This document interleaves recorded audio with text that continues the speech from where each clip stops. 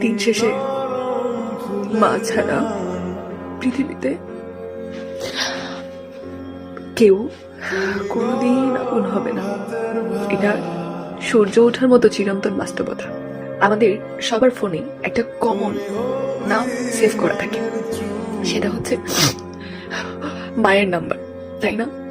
তবে প্রতিনিয়ত সেই নাম্বার থেকে কল আসলেও একটা সময় সেই নাম্বার থেকে আর কল আসবে না। নাম্বারটা সেভ করা থাকবে শুধু নাম্বার হিসেবে। আমাদের কত অভিযোগ, কত অভিমান সব মায়ের উপর।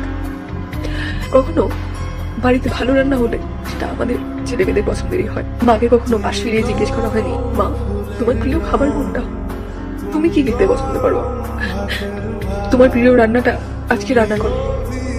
আমরা প্রতিনিয়ত কত অভিযোগ করি আমাদের বাবা মায়ের কাছে, কিন্তু যখন ওই সেভ করা নাম্বারটা থেকে আর কোনোদিন কল আসবে না, তখন আমরা আর অভিমান করতে পারবো না, বলতে পারবো না কেন কল দাওনি আজকে।